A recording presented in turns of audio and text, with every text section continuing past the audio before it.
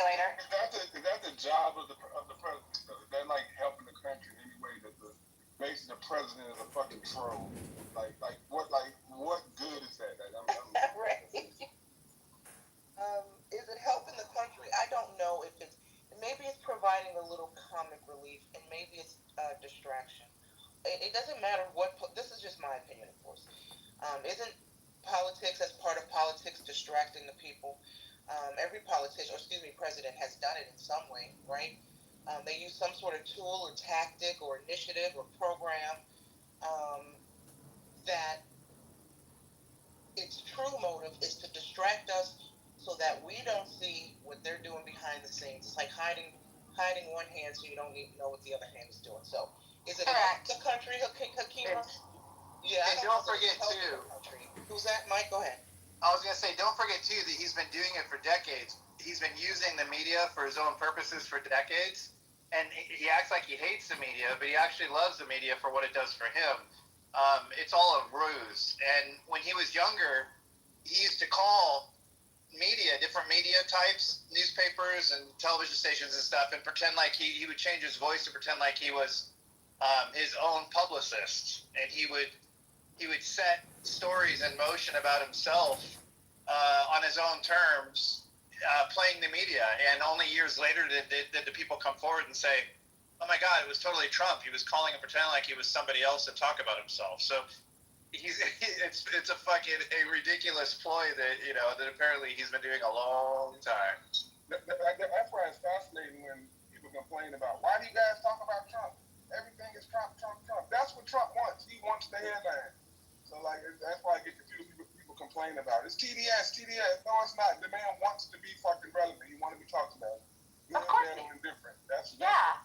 Of course he does. And the thing of it is, he's a master at the craft, and I agree with Nye. It's a skill that every politician uses. He's just a lot more overt about that skill. But a perfect case in point, Epstein. He took one tactic with the media and the pressure towards his base, and when that didn't work, he took another tactic, and when that didn't work, he took another one. And are any of us having rooms about Epstein talking about the fact that there's been adjusts and corrects course as applicable until he hits the thing that works and gets people talking about the things that he wants them to be talking about. He also has no guide rails, and he's willing to go anywhere. He's willing to tell a lie over and over again until it's perceived as truth.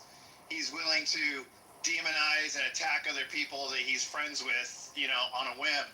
He's willing to say things off the top of his head at a moment's notice without any kind of censorship, internal censorship. So, all of those traits, his lack of morality in general actually helps him get away with so much more. There's a lot of things I'm sure that other presidents have thought in the Oval Office about man, I'd like that person's ass out of the room.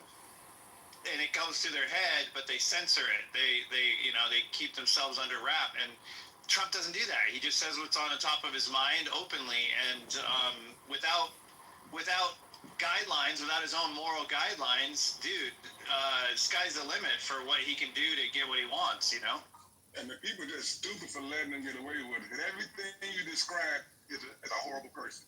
But somehow he's the president and is loved by a good portion of America. It's fucked up. It's true, Akima, but you know what? I started noticing years ago that I was the only one that gave a fuck about character in a president. I started hearing, it doesn't matter, they're all a bunch of assholes. If you think that, then you're never going to look for somebody that is a decent human being. There are still decent human beings, and there are actually a few decent human beings in politics. Most of them haven't been in for 30 years. But the idea that we're just throwing that in the air and saying it doesn't fucking matter anymore, character's out the window, we don't give a fuck, we'll put a scumbag in there as long as he gives us what we want, that's our own problem. That's why we're making, we only have ourselves to blame. We get what we deserve. And right now we deserve somebody who's literally a stereotypical, disgusting American who eats McDonald's every single day and badmouths everybody, around him. What we deserve. I don't deserve that motherfucker, Mike. I do not deserve Donald Trump. Here's the thing. I get what you said, though. Here's the thing, Mike. I'm one of those people that like thinks character should matter. I'm one of those people that it took a long time for me to get on the Trump platform because of the fact that I'd already made personal decisions about his character and who he was as a person. And I don't particularly care for his character, but by the same token, when I I don't particularly like during the primaries before Trump got the ticket. I earnestly looked. I wanted to find somebody. I wanted to jump on the DeSantis bandwagon. Like, I earnestly looked for a politician that I thought would accomplish what I wanted and that I felt like, at least to some degree, was a man of character. They just weren't there to be had. They just were not. I just could not get on board with anybody else. And so when he won the primary, I still have to make a choice, and my choice is between two people with no character. I still have to make a choice. If I want to vote and if I want to feel like the things that are important to me are going to be represented. So, Yeah, in that case, I have to throw my support behind somebody, you know? I mean, arguably, a lot of the Republicans who became never Trumpers in the beginning were the people who had some more of the character. They were deeply bothered by that in him. I mean, I think of most recent memory, John McCain is probably somebody that had a lot of character, and he lost the presidency. So I think that the primaries kind of eliminates the need for character because it promotes people that are on the extreme ends of things, and people who are on the extreme ends of things are not the ones necessarily with the most character. So we end up with 70% of America wanting someone who's moderate, but the extremist wins every time on either side because of the primaries, and because too many of us that that do care about character are so frustrated by the whole process, we just step out of the entire process itself and we don't even vote. And that's a great point, Mike, that the primary eliminates the need for character. Because, like, basically, whoever goes the lowest is likely to win. So, like, who gives a fuck about character? And the primary definitely sets that field up like that. That's a good observation. That's crazy, though. Yeah, and the primary also eliminates the opportunity for a third party to ever get any traction. So if you look between the primary and the college, what do you call it, with the states, the way they vote, the electoral college. If you look between the primaries and the electoral college, those are just methods of rigging the system to take away a lot of the control that we would have as citizens naturally, the control that we're told we have, right? Like it's up to you, just vote, you can make changes. Well, those two things put huge dampers on that power that we're given. And the electoral college was put that on there in place for that very reason, to take away some of that power. But I don't think the primaries were necessarily put in for that reason, but I feel like that's what they've resulted in.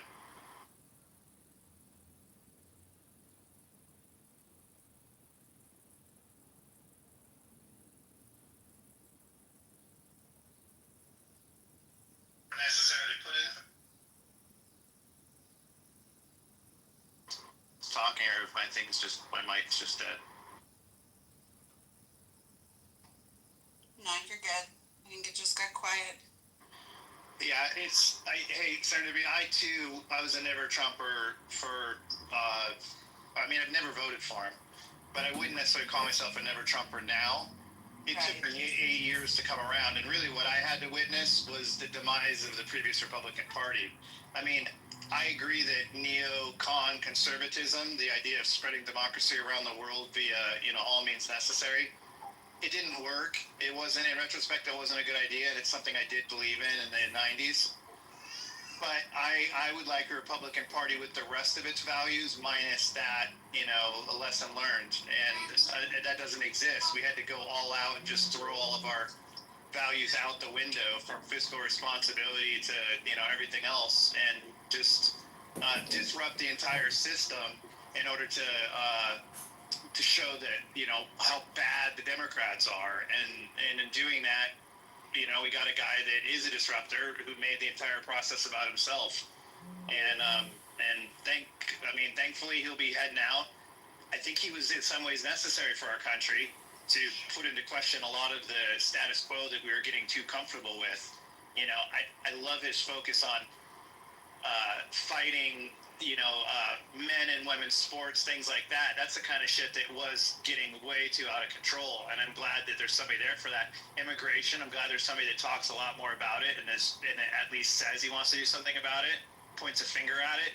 I mean, there's a lot of things he's done that, that I think were needed. I would have liked them done by a different human being, but it is what we got, and he's doing something that I don't necessarily completely disagree with all aspects of. Right.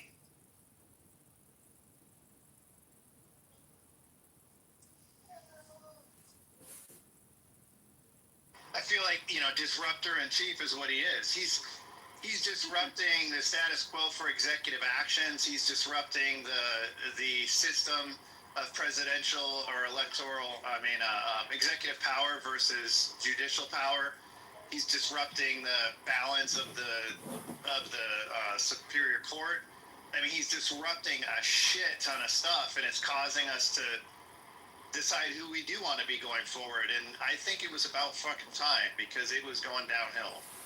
I agree, and that's primarily why I still throw my support behind him. I don't think that everything he does is right.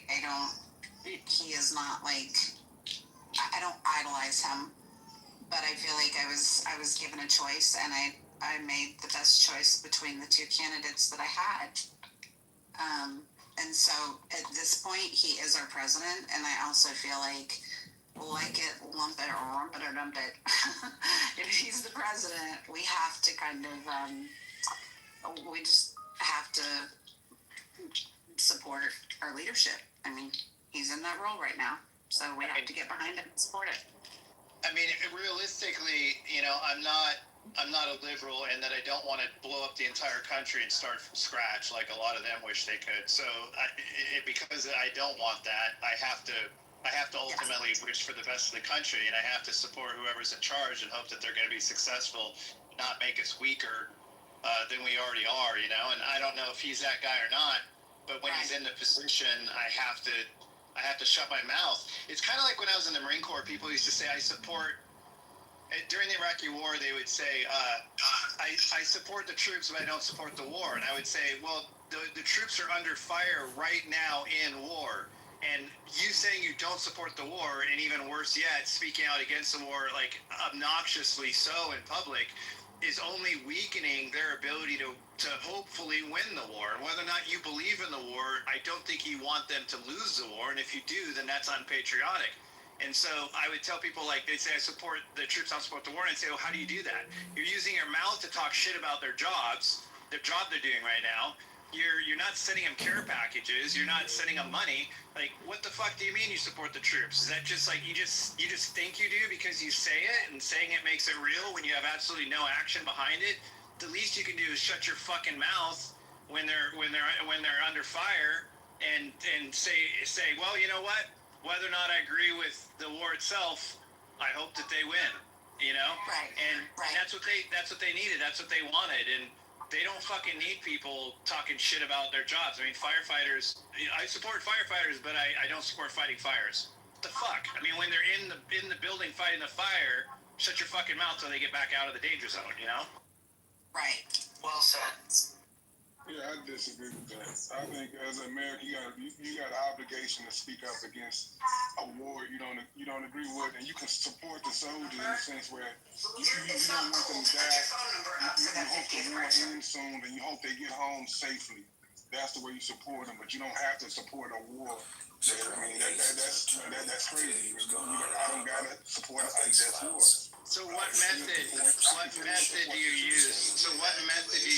To support them without supporting the war? So I agree that they shouldn't necessarily be the same thing, but you're not supporting the troops if you're out talking shit about what they're doing when they're being killed. That's not supporting the troops. Saying I want the troops to come home safely is just like flapping your gums. It doesn't have any relevance. No, that could be supporting the troops is getting out, make voice your concern to the government, and hopefully they will listen and end the fucking war. That bring the the troops home in the war that you have no business doing. That is supporting the troops, trying to get the war ended.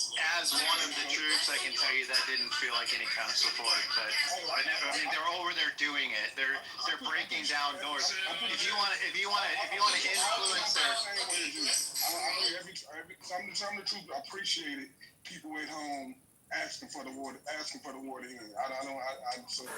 If you want to act to influence their commander-in-chief, who's giving the directive for them to be under fire in ways that actually are tangible, i.e., running for, a position of, power in your local government, whatever it takes to influence the decision makers, you could argue that's supportive in an indirect manner.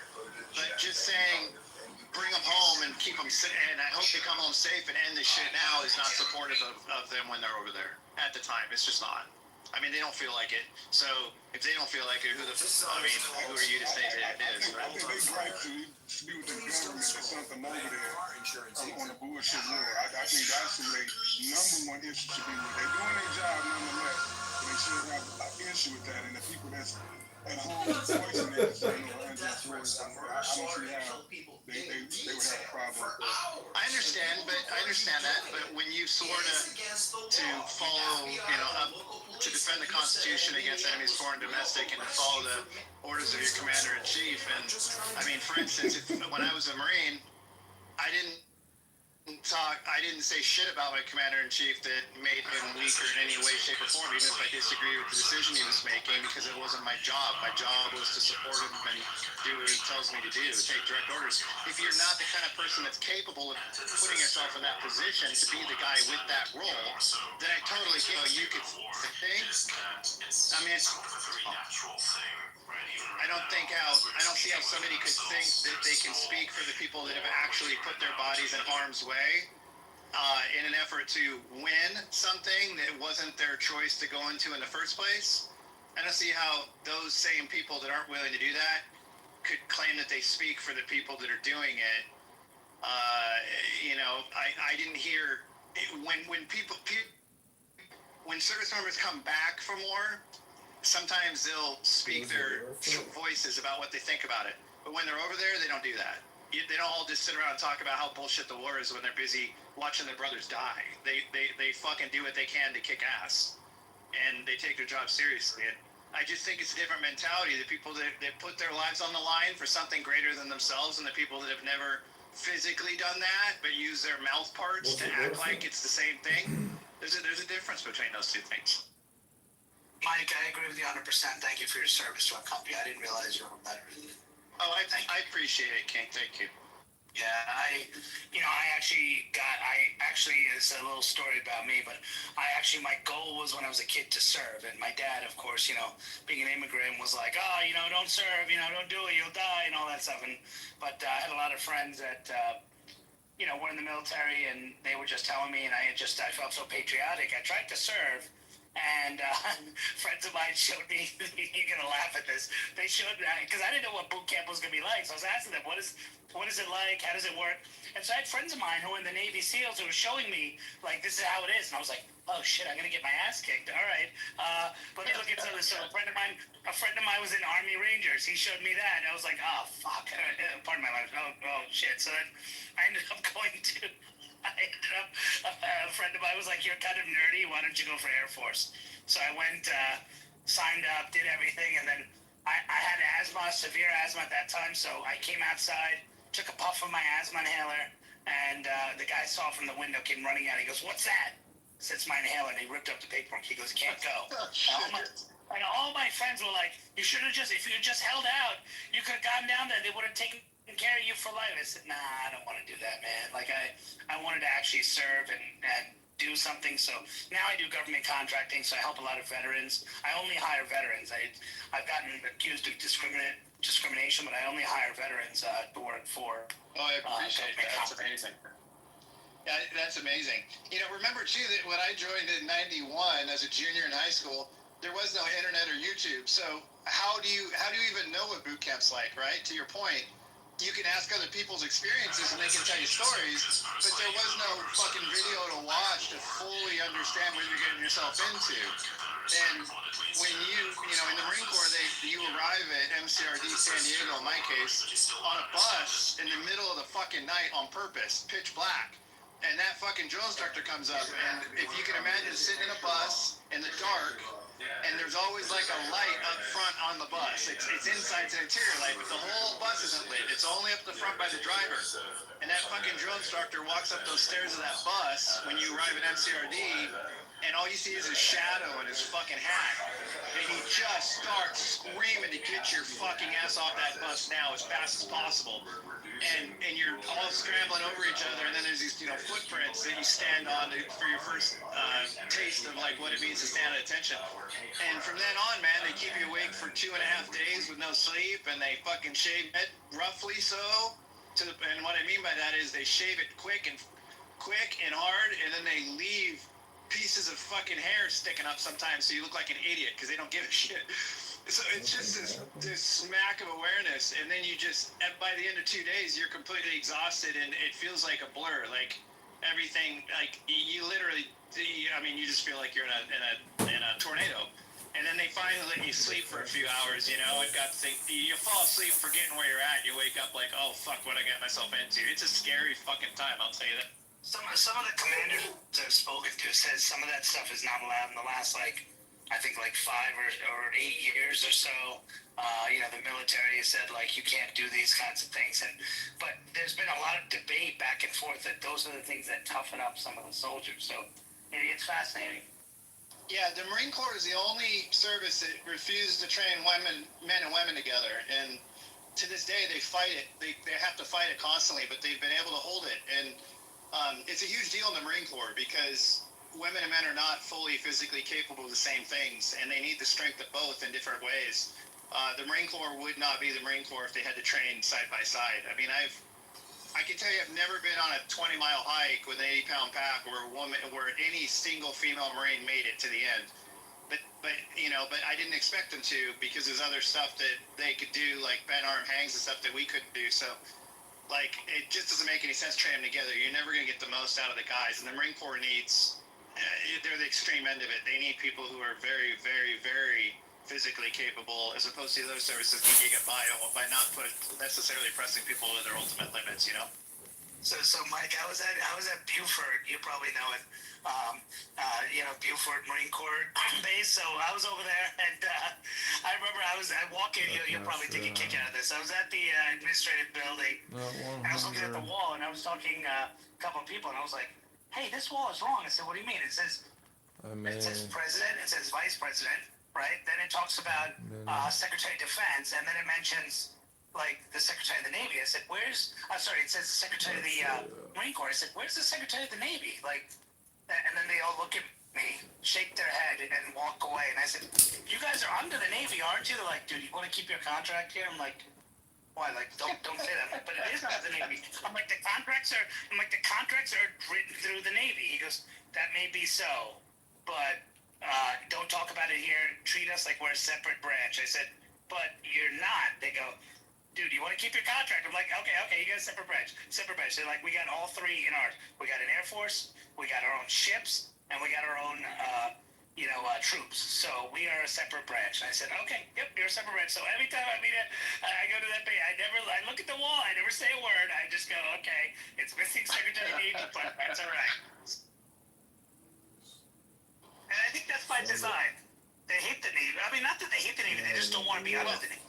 No, they don't want to be under the Navy, but they actually have a very good relationship with the Navy because when we go to war, we do ride on ships, Remember that in Grenada or whatever it was in the 90s, we had a thing that Clinton did where he had the U.S. Army handle it, but he took them in on ships. And I heard horrible stories about the relationship between soldiers and sailors. Sailors hated soldiers on their ships. They didn't even want them on there because that was really the role of the Marine Corps. So when it comes to actually serving together, the Navy provides the corpsmen for the Marine Corps. The Navy provides the Seabees for the Marine Corps, who do all the construction and building of, bridges and structures and things like that.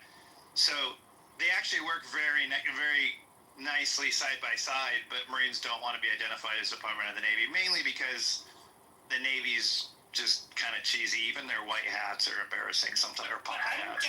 Not a fan. I don't get why they made Space Force a separate command, because Space Force was technically under the Air Force. They broke it out. Why can't they break out the Marine Corps? It's got to be politics. I don't know. The Marine Corps existed before the Navy. The Marine Corps was the first service ever in 1775. So, the Navy actually came from the Marines. So, if anything, it should be the other way around, maybe. I think it's probably the sizes of the services. The Marine Corps is very small. The Marine Corps is insanely efficient with their budget. We get all the hand-me-down bullshit, leftover stuff from the other services. The Air Force is by far the least bang for your buck. They're the most expensive to operate on a case-by-case basis, on the individual's airmen. The Marine Corps is the opposite. You get a shit ton of value out of the Marine Corps. So it's in the Navy. Do you think you could kick a Navy SEAL's ass, Mike? No. So I was a combat photojournalist in the Marine Corps, which meant I was Joker in Full Metal Jacket, basically. But outside of combat, I was a news reporter. And I could do my own stories, subject matter, so I could just choose to go align with the unit and do what I wanted to do. I didn't have much direction in my role. And I did a story one time in San Diego about the Navy SEAL training. I went over to Coronado and I didn't train with them. I trained with them after Hell Week. I trained with the actual, real SEALs after they graduated, but I saw the Hell Week people doing what they were doing. And no, I think Navy SEALs are harder than the Marines, but they're also a special force. And if you take the Marine Corps and you look at what they are 2/3 of special forces, but you got a whole group, got hundreds of thousands of people doing that. So they're not quite as elite as the Navy SEAls. But share a lot of the same things. Like, you can't be in the Marine Corps if you can't swim really well. Most of the people that got kicked out of boot camp were because they couldn't swim hard enough. And in some cases, I was water survival qualified in the Marine Corps by choice, because I wanted to be a lifeguard as a part-time job on base, and I had to get water survival qualified, which means that I had to swim for 24 hours in my camis with a backpack and a rifle and my boots. Without, in the deep end of the pool for 24 hours. And at that point, you're doing what's about the same as what the Navy SEALs go through. But they do two things that scare me a lot. One of them is they have one of those deep dive tanks where they have to hold their breath and go super fucking deep. And that scares the shit out of me, because I saw guys passing out and being brought up by divers and resuscitated. And that scared the shit out of me. I wouldn't want to do that. And then the other thing they do is they do dolphin swimming, where they tie their feet and arms behind their back, and then they have to sink to the bottom of the pool and make their way to top for a breath, and sink down again and make their way to top for a breath again, and sit there, do that for like an hour straight. And that looked really.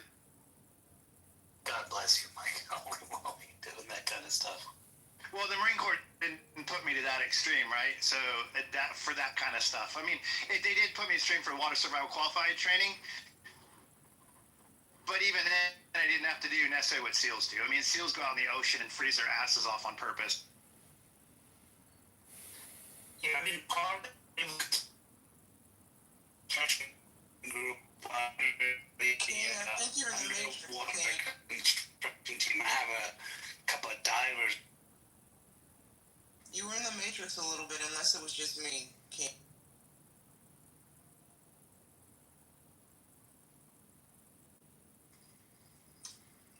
Now, can you hear me now? Barely. During this interruption, can I just make a reminder to the room that our house rules are English only. So those who are typing in another language, if you don't mind, please refer to English.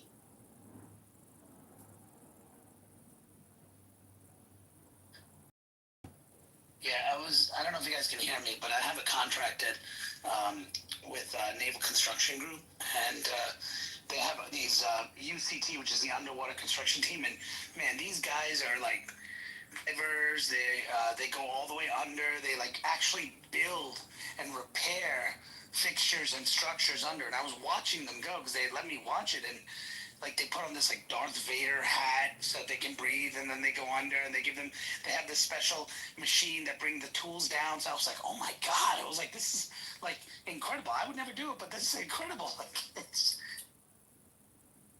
Yeah, there's a movie out that just came out. I watched it recently. It's a true story about an underwater welder who goes down 300 feet and welds bottom oil wells and stuff. And it's a true story about a guy that he died down there and was brought back to life, and nobody knows how he lived, basically. But I can't remember who was in that. Is it a documentary or a movie? Oh, I know Woody. No, it's a movie, but I know Woody Harrelson was in it because he was the lead. Oh. Wasn't In it called it, The he was Abyss? like the boss of the diver. Not the Matrix. Yeah, Mike, you were going in and out of the Matrix, and I was trying to hear the name of the star so I could look up the. It's not called The Abyss, but Woody Harrelson's in it, and it's in the last three. Sure.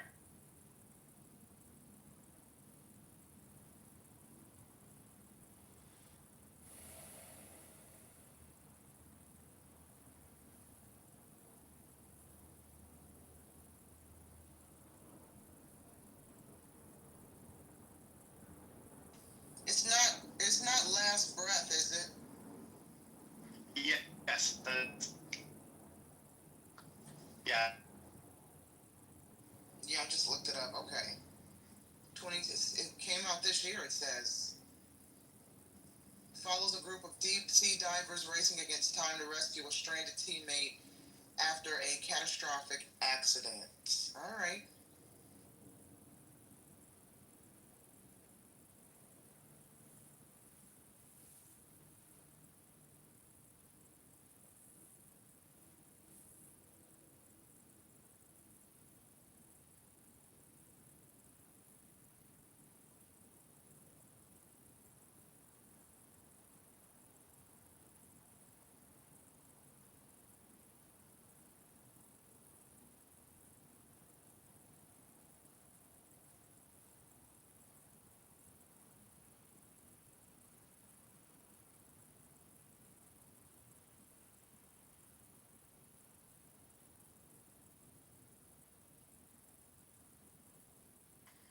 Well, anyway, guys, welcome to In the Muff. If you just joined the room, sometimes we have these moments where everybody goes silent because folks are working in the background. But Oh, sorry. no, it's all good. Hey, we're only human, right? Good morning. These things happen. Good Yeah. afternoon. Good morning. Good morning. Sorry, yeah, I was working. And then I was just like, oh wait, got quiet. And then I jumped off.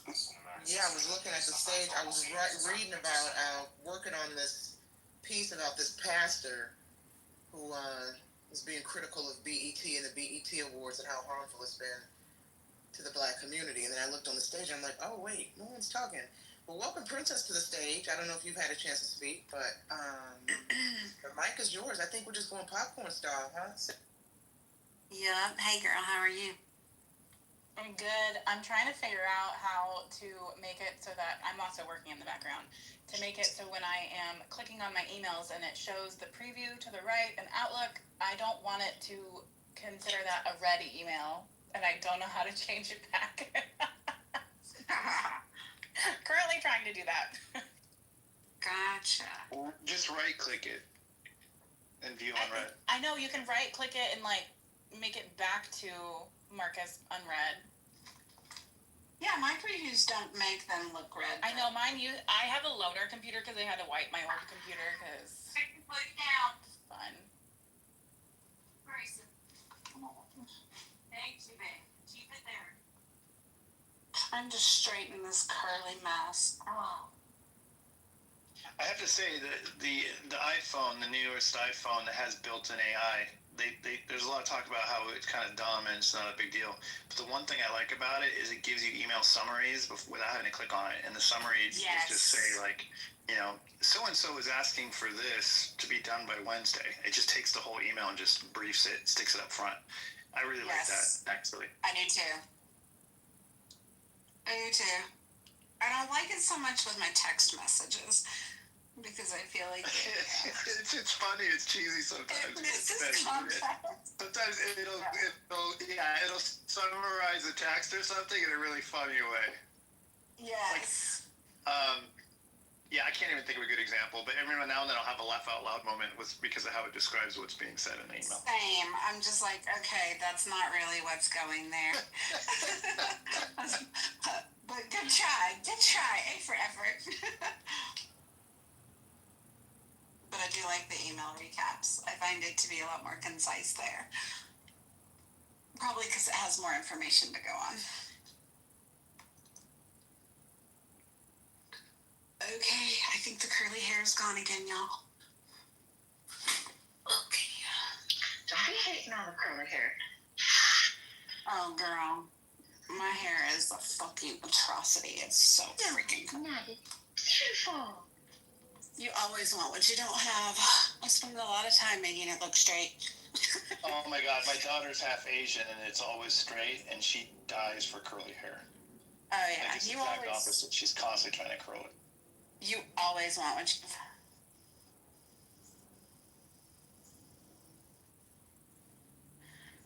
Yeah, it was bored straight when up until I was like 13 or so. And then I don't know what happened. Like, it just went crazy. And mine's really, really thick, so it's very unruly when it's curly. It's just going to stick out everywhere. I swear mine has changed postpartum. A lot of people say that. Mine never did. I wish the curl would have gone away. So I have like one full sibling, and he has like super curly hair, and it's interesting because like I've seen all these TikToks and stuff. They're like, if your hair like air dries like this, you probably have curls. You're just not styling it right. So I think that like I have like one of the like entry level like wavy curly hairs types, but I've just been styling it straight forever. That's my daughter. Hers isn't super curly like mine, but it's definitely got some natural wave.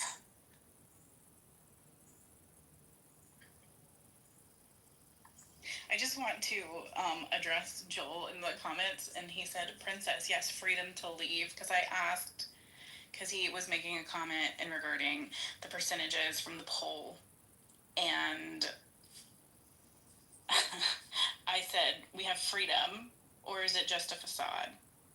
Because he was saying that 22% of people are idiots. I'm assuming the people that voted blue in our poll. I view it as a freedom of speech, and my husband and my family members have all served to protect that freedom of speech. So I definitely that's where my poll vote came from. Yeah, I'm surprised. I'm really surprised that Protect the Stars and Stripes is leading. I feel like most veterans would not choose that. They would choose the blue. But I don't know. I mean, I agree. I chose the yes, Protect the Stars and Stripes simply because, to John's point earlier, if people can be fined and or jailed for burning the LGBT flag, why aren't we protecting the American flag too? I think that's my whole position with that. Is that on a federal level? I don't know. I don't know about the like burning of the LGBT flag, which I would consider myself an ally. Yeah, I don't know if that's true. I mean, if it is, you're agreed. That's bullshit. Yeah. I mean, it doesn't make me still think that you can't burn the American flag, but it makes me definitely think that the gay flag should not be protected more than the American flag. You should be able to burn anything that you bought. If you're on your property, you're doing it safely. I don't care what it is. I agree. Burn it. I agree. Now, if it's somebody else's flag, now you got a fucking problem. But if it's your flag, Right, because you're destroying someone's property. Right, like if it's your property. I think too, like I get really amused by this conversation about burning the flag because in our U.S. flag code, it doesn't technically allow for the flag to be on like used as like clothing items. So like all of these people, which I have a ton of patriotic clothing, and so does my husband, and so does my baby, which technically per U.S. flag code, it's not technically allowed. Correct. So if we want to get like in the nitty nitty gritty of protecting our flag, people that are being very patriotic are technically not falling within the U.S. flag. Even the police to use the blue stripe, Correct. They're not falling. Let's not get too technical. It really kind of freaks me out. It always has, to watch them manhandle a flag like at the Olympics or after like a track meet where they hand them a full flag, and they wrap themselves in it. It's always given me the heebie-jeebies because it's not just clothing with like stars and stripes on it. It's the real flag, and they wrap it around their body. And I know it's not supposed to touch the ground. And it's like, I mean, I used to be part of details in the Marine Corps where I had to deploy the flag up a pole in the morning and bring it down at sunset. And the way we handled it was so incredibly respectful. To just see some guy grab it and wrap it around his body and walk down the track with it just kind of really freaks me out. It just doesn't look right. That's really interesting. I've never thought about it from that perspective, but I think that is a really good point to make. Because I never thought twice about it. I just thought they were being patriotic. That's a huge debate in the photography community too. The wrapping the flag around. Oh yeah. I mean, yeah, when it's a real flag, you know what I mean? Like if they had it on their clothing or something, it doesn't bother me. But just the real flag doing that to it makes I don't like it. No, I want to wait to purchase flights. I know these men have left. Wow. So they fled on the flag. They're not here anymore, man. Every team for Dallas, Dang it.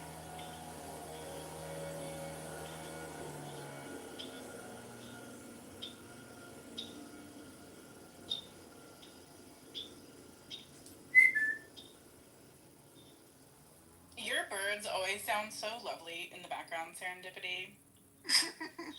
It just sounds like wherever you live just sounds so peaceful. I don't know if it is. Could be chaos. But the birds definitely make it sound peaceful. It is peaceful. We have a lot of trees in Georgia. We're known as the city in the forest, right? We have more trees per square mile than any other city in the United States. Major city. And people don't know that, but my backyard has a green space behind it. And I have one of those bird houses with a camera on it, so you can watch what the birds do on your phone. And dude, they chirp loud all day long. It used to be during COVID. During COVID, I would sit on my porch pretty much all day on Clubhouse, and the background would be chirping all the time. And I'd have multiple people ask me to remain unmiked just so they could listen to it. We have really loud birds in Georgia. We really do. I have my voice isolation on so that she could even hear, because when it's not on, people comment endlessly about, oh my gosh, the birds in the background, and sometimes it's a bit too much. And where I used to live, next door neighbor had chickens, and for the first year or so of their chicken roof, had a couple roosts that crowed all freaking day long. And one of them, I swear, he was sick or something. He was one of those that right in the middle of his cock-a-doodle-doo, he'd choke himself. And he'd start and it would be he'd just oh God, the rooster just died. Awful. It was listen, it's the sick rooster. They're crowing right now. Get halfway there. This is terrible.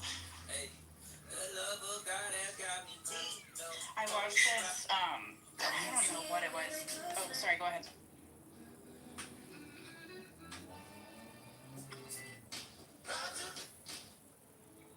Don't move, stop. I told him to go ahead because while he was talking. Serendipity, have you downloaded Merlin Bird ID for your iPhone? I haven't.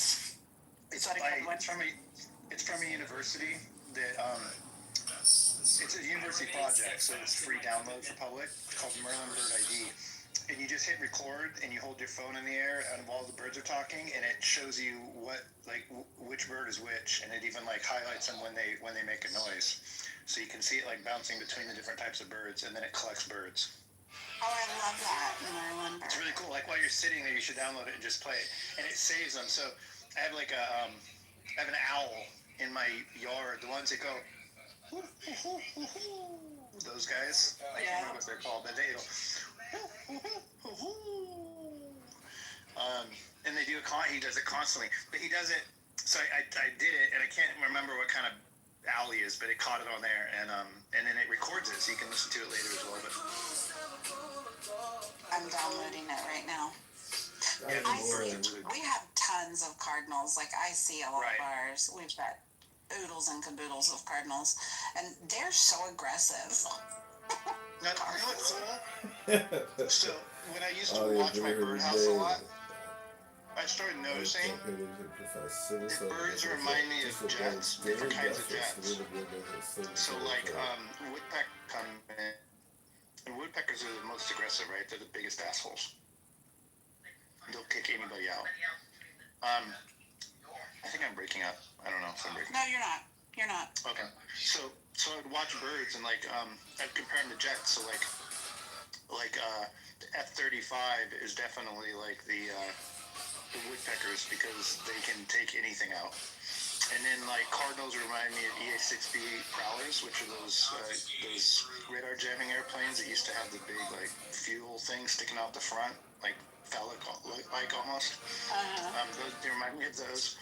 And I'd watch how they'd interact with each other, and there's a total hierarchy of breeds, right?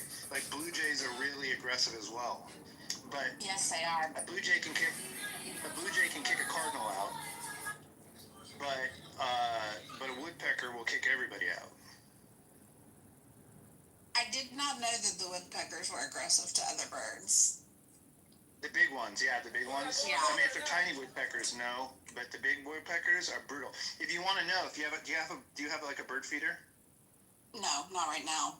Okay, so if you had a bird feeder, if you put mullet, the stuff that's like it's square and it's like got fat, it's a bunch of seeds and fat. If you hang that next to a bird feeder, the woodpeckers love that shit because they'll stand on it and peck their beaks right through it, and every time they arrive there, everybody splits, and they're super aggressive. They start pounding through that stuff. Like there's a big woodpecker in Georgia that it's red and it has black and white stripes on it. I can't remember the name of it, but that thing is fucking he's an asshole. And we have whippoorwills too. We have quite a few whippoorwills. I don't know what those are. You know, you always know when you start hearing the whippoorwills that summer's right around the corner. They're like one of the first birds that you start hearing, and their call is, I mean, that's where they get their name from. It sounds like they're saying whippoorwill. I wonder what they are. I wonder if is that the actual bird name though? Because I've never captured one on my Merlin. You haven't? That's why I'm wondering if it has a different technical name. But they're just. Let me look. Hold on. Whippoorwill. Let me see if they. Oh wait, that's the App Store. Let me go back to Safari.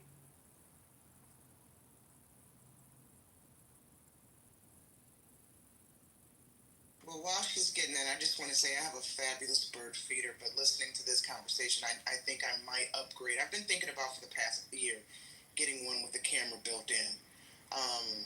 And that mullet stuff you were talking about, I get that a lot for the birds. I just put it on the ground, but only in the winter. I only give it to them in the winter. I don't give it to them in the summer. But I just put it on the ground, and they come and swoop it right up. It's gone within a matter of minutes. If you hang it though, you'll get woodpeckers because it's vertical. Like they won't eat it off the ground, but they'll hang on it if it's vertical. Okay, right on. I will keep that in mind. Very good. Yeah. It's not saying. Okay.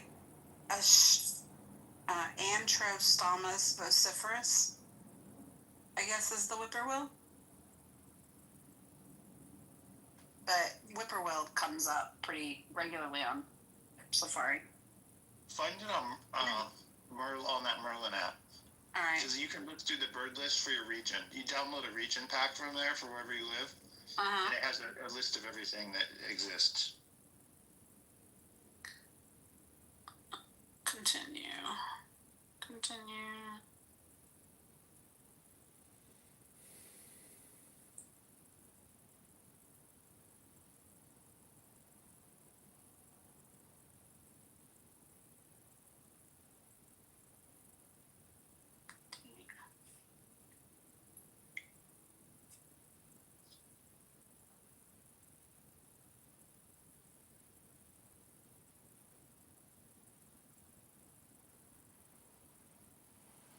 My favorite birds in Georgia, my favorite ones on my feeder are Carolina wrens. They're super cute. The way that they move is so cute. They're little fat brown like fur balls. I guess they're feather balls. I have an affinity to them. But they hop. Just because my granddaughter's name is Renly, and we call her Ren. Okay, whippoorwill. Let's see.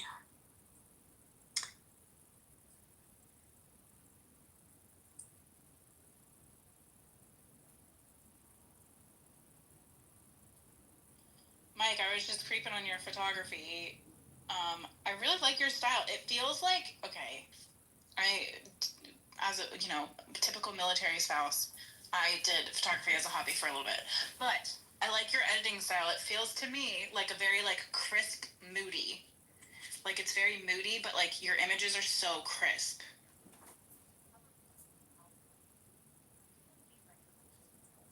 Yeah. They better be. He's a photographer, damn it.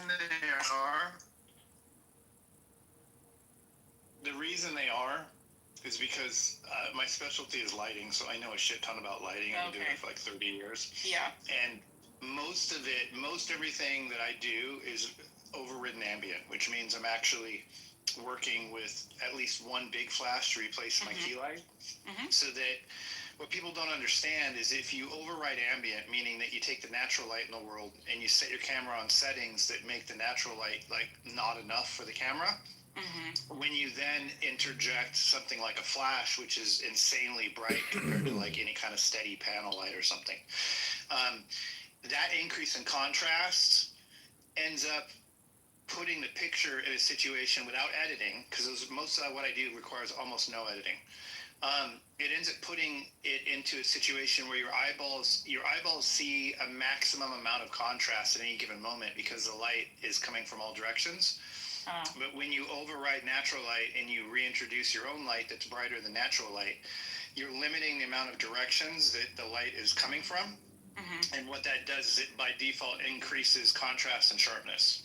So I always say you can have a completely shitty camera and a shitty lens, and you can have a insanely sharp tack focus image by having powerful lights rather than your camera and your lenses.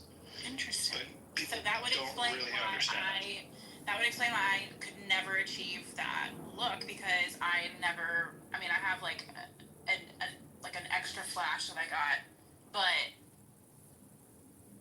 yeah, because I would mostly just play around with a natural lighting. Right. But yeah, that would explain why my pictures never looked crisp like that. I'm looking at your pictures, I'm like, dang, these are so. Well, and if you go down to the product photography down the bottom of that Instagram, any kind of products that's there, those things are insanely sharp, and that is because I'm using an incredible amount of light. I'm using 35,000 watt seconds, which is, it's like the sun almost. If you don't blink every time you fire your flash, your eyeballs will get burnt like you're at the beach all day. And I'm using f/22 ISO 100, which means the camera is seeing absolutely nothing without the light itself. Yeah. And now when you do that, you do that with product because you want to get depth of field. You want to make sure that it's in focus from the front to the back. But when your lights are very powerful, like 640 watt seconds, which are like Einstein's, really bright lights, when you have multiples of those and you get up to into the 30,000 watt second range, you're creating an environment for that picture that doesn't exist in the real world, and then it looks highly premium, which is why I do stuff for Home Depot and major retailers, because they require that. Not right. Online retailers don't give a shit, they don't know the difference, but major retailers, that's why they go to big studios for that stuff, because the studios are using powerful lights. And glass helps with the sharpness and natural light settings, and you can also use the speed light in conjunction with natural light as well. Right, but Yeah. but if you use a speed light to augment natural light, you're not gonna pull off what I'm doing in those pictures. It won't look. No, yeah. No, they won't. It's a very it's more that's more like a fill scenario, like you're using light to augment natural light. Right. This is using light to replace natural light, which is a whole nother level. Yeah. To be honest with you, professional photographers 20 years ago, everybody knew how to do it, or you weren't even in the industry. But it got watered down, the lackluster talent. I call it the democratization of mediocrity.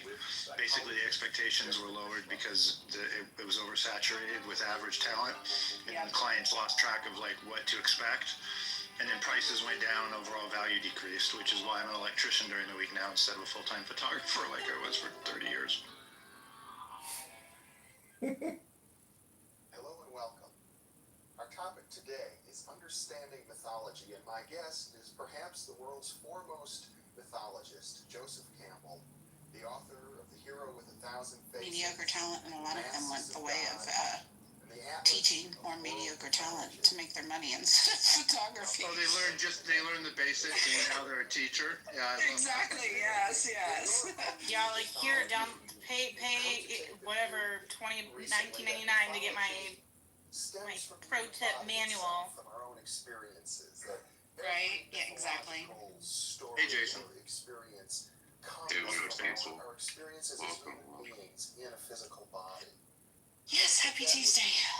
Quite contrary to earlier idea that I had fun with it. I only did it for like a couple years. I did it for like a hobby one year, and then the second year I was like, okay, I'll try to like do this like as like a business. And then I was like, no, I don't have time for this shit. I work full time. Like this is a lot. I still do television movies occasionally, but I only do them for a day or two at a pop. I don't do like long stints anymore. And I just take off work. Like I'll just take vacation off work and go do that if I have a day or whatever. But I do weddings, and I do like 25 a year, and I charge $3,500 a wedding. So and I feel like that's pretty industry standard at this point. Yeah, it is. Well, it's harder than ever though. Yeah, because there's like a couple here that does photography that I used to go to church with them, and they like are like $5,000 for like their lowest package, and you have to have a full-time wedding planner to even work with them. Like they won't work with you unless you have a planner. Like some of these like crazy. What's interesting about that is if you look at my raw files, they look almost identical to the finished work because I shoot everything in real time, like the way it is. So I have very little post-production. So what people don't realize is I charge $3,500 for a wedding, but I only have 10 hours total in it. So I'm making $350 an hour. Okay. Yeah, because I always like, because I would get so in the weeds like after, I was like, this is so much time. Right. So remember that post-production for a photographer is losing money because you're not a digital artist, you're a photographer. And digital artists are worth $60 to $80 an hour. Photographers are worth $300 an hour all day long. But that's photographers who know what they're doing, and they do it in camera. In some cases, commercial-wise, they tether it to capture one so they can edit on the fly so that they don't have post-production work after the fact. In the case of weddings, you have to use a flash full-time to do that, overriding ambient most of the time, which is what I do. But either way, if you earn $3,000 for a wedding and then you go home and you work on it and it's 10 hours long, that's $300 an hour. You go home and you add 20 hours of post-production, you just lost money the entire time you were doing it. And you lost the available time that you would have, the 20 hours of free time. So you're wasting your free time, you're losing money the entire time. And so the goal is I can charge $3,500, which is more than enough for me because I have very limited amounts of post required. So it's a $60,000, $70,000 part-time job for 25 days of work, essentially. Which is, sometimes I edit my wedding when I get home from the wedding. I literally edit it and I'm done the next morning. So if you can imagine if you were doing that, you don't need to charge $6,000 a wedding, which means that it's almost easier to find, middle-income average people. There's a lot more people that can afford $3,500 than $6,000 a wedding. Oh, for sure. And if you're $6,000 a wedding, you have to go through planner. I think some of them, they price themselves that because they want to shoot a certain type of wedding, which is fine. Like, you can pick whatever clientele you want. Right, but what's kept me from doing that is my inability to maintain long-term relationships with planners and people like that.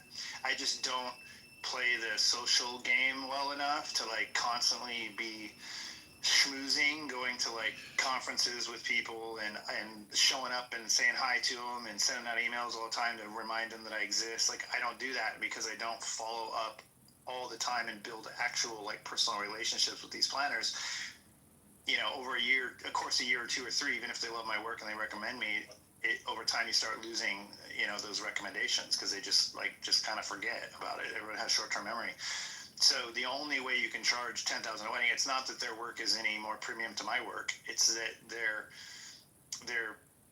promotional workflow requires them to build and maintain steady relationships with high-end planners who have high-end clients. And that is just something I've never enjoyed doing. So I've never reached outside of that price point. I've done quantity over quality and quantity. Like they say, good, fast, cheap, pick two. No, I'm all three. I mean, I literally am. And that's what people don't understand. But that's just because I have 50,000 hours into it. I mean, I was a combat photojournalist in the Marine Corps, and then I worked as a news photojournalist, and then I owned a photo studio that did work for Home Depot and Lowe's and Walmart and all those people, and then I got into television and movies. So like I've just always prioritized light and I'm a technical shooter. I didn't do it for the art. I've never ever. I think that's the difference between me and like 99% of photographers. I didn't start doing it because I wanted to. Because I did it. I started it because of the art. Like I exactly the art of taking photos and exactly and having the eye for different shots. Exactly. For me, I struggled on the technical side of figuring out camera settings, figuring out lighting, figuring out post-production, all of that. Like that was right. just like, I was like, no, I'm the artist, not. Right. and that's a weak. And believe it or not, that's a weakness because the reality 1,000%. is you're producing a product that needs to remain highly consistent. That needs to be, represented on your website what the client's going to get when they pay the money. When I go to a wedding, for instance.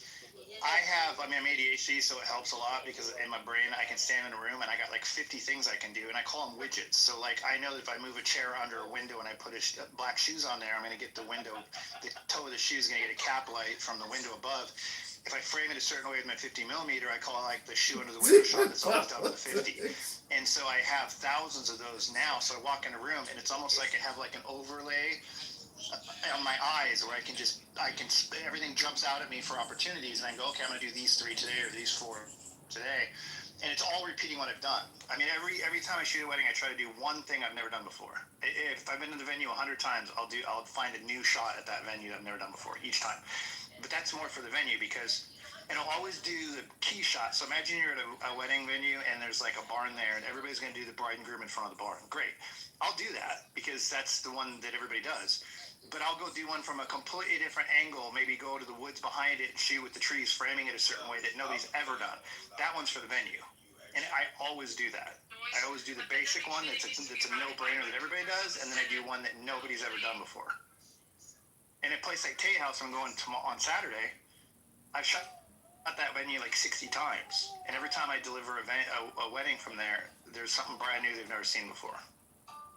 So it's like that's what I do. So I maintain good relationships with venues. That's where I get most of my work. I just don't chase planners, and planners is what you need for high end. Yeah, for sure. And see, I got into it for a completely different reason. I mean, I always liked photography anyway, just growing up and as a young mom, but for me, like journaling, one of my fondest memories was going to my grandma's house and pulling out old photo albums and looking at all the ridiculous photos. And I wanted to journal different perspectives of my kids and their life, as they grew and do things. Like, it wasn't so much about here, smile and say cheese. It was, I want to remember them doing this right here, like in their natural element, That's why I got into it. Yeah, there's production artists and there's creative artists, and they're not the same. So even when I was like in Home Depot headquarters, I was an executive for them for 18 years of my life, and I was a creative manager in their advertising department. and I was always better at like building the templates that were used for the ads. I would build out templates. I would take an idea that somebody had, or maybe I came up with originally, and I would build it 20 different ways and repeat elements over and over again, just fine tuning them for more and more efficiency to make it more effective but easier to build in the long run. Like that was my strength. It's never to start with a blank piece of paper. I was an incredible editor of other people's work, more so than a creator from scratch of my own work. Whereas that's where weddings, with all my experience, that's where like the monotony becomes a strength for me. Whereas the monotony for other people becomes, they start second guessing their creativity because they start doing the same things over and over And again. that's like how I started to get that way when I had like my year of like, okay, I'm gonna try to see if like, okay, let me go through the the process of being it in like a business and getting the clients and then shooting the same things over and over. I was like, oh my god, I don't want to do this. Right, but but once you start repeating successes, things that have been successful for clients in the past are going to be successful for clients in the future. So once you start finding yourself repeating things, as long as you're sifting through and maintaining your efficiency by weeding out the things that are less successful versus the things that are more successful, they become routine. And so I knew that like every time I was doing a portrait outside, I was going to use a 70 millimeter or above for a full-length portrait because I want to decrease my depth of field, but I would use a 50 millimeter below for a half-length portrait because I wanted depth of field. And I made it a rule that I never broke from. So and then I started memorizing settings so I could shoot a whole wedding in 3 settings. Like if it was outdoors, I would do aperture priority 2.8 off camera flash 8 feet back, 8 feet to the right on half power for a cloudy day, full power for a sunny day. And then when I go inside, I need to be more conservative on my shutter speed because I might have reduced shutter speeds and I'll get blur. So then I would do shutter priority 1/125th of a second, 1600 ISO, and my cameras would be on quarter power, my flashes. So I had like 3 settings and I shot for like 10 years. I shot weddings on 3 settings the entire time. And then I started getting more creative. And my work back then looked less dramatic because I was basically averaging out light on a regular basis by using shutter and aperture priority. But as I got more advanced, I started shooting manual full time and then really controlling it. But I just built habits and memorize settings for 10 years that are defaults. They're fallbacks. So like if you don't know that aperture priority 2.8 at 400 ISO for a cloudy day is a default setting, then a wedding's scary because sometimes you're in a pinch and you're in a hurry and you're moving from one position to another and the light drastically changes. You should be able to drop it in without thinking about it. Like you need to convert your understanding to muscle memory so your hand does the setting without your brain thinking about it. Then after you have some time, once you've like gotten what you need in that split second, you can then take the time to pause and start thinking about where you're at and start readjusting. But you have to have fallback settings that your hands can do without your brain being involved, or the job will never get easy. And once you get to the point where I am, where it's all second nature, I don't think about a fucking thing. I'm thinking about the next project I'm going to do at home, building something the entire time shooting the wedding.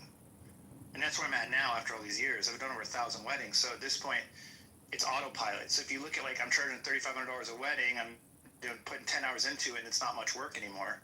Like what kind of fucking part-time job can you do that, you know? For sure. Yeah, and it's funny because like I think about there was this venue that I was able to book for 2 different boudoir clients, and I loved my first one so much, and I booked a second one, and I didn't like it as much. And it like to me it was like, oh no, I got to go into this venue for the first time and be creative, and then the second time it just felt like, ugh, I'm trying to like recreate all of this and like do all the same things, and I absolutely hated that. Oh, dude, we're such different people. You're like, oh yeah, I know exactly what to do, and now I'm like, well, this is boring already on the second try. Exactly. Like I know my first 3 or 4 times at a venue, I'm never gonna be happy with the work. I'm only gonna happy 5. I start getting happy after 3 or 4 or 5 visits. That's when I really figure out what I haven't thought about before. Like that's when I really have the time to really deep dive into being creative.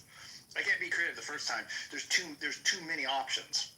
there's too many things to look at when you're first there. But after you've been there 3 times, you can eliminate, basically your efficiency increases. I'm obsessed with efficiency. That's what ADHD people usually are obsessed with, efficiency, because basically what ADHD mind does is it pays attention to a tremendous amount of details, and it compares and contrasts details in order to weed out things that are typically going to be repeated.